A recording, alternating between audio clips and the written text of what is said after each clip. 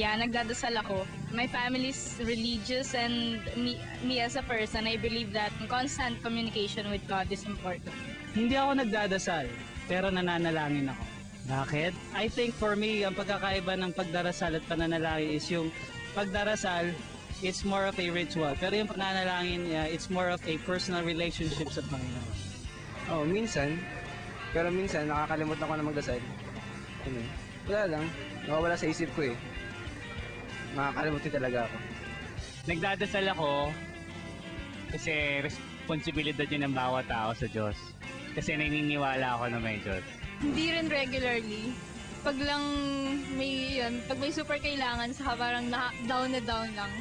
Yun, usually. Hindi na po kasi hindi na po kasi ako nakapagsimba eh.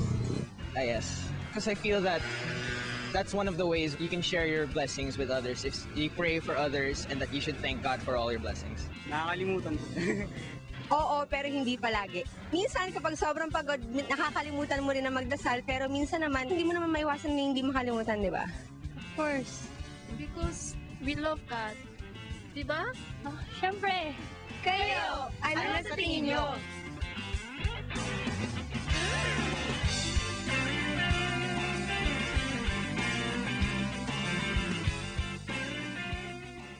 Ang Kabataan Express ay hatid sa inyo ng UNICEF.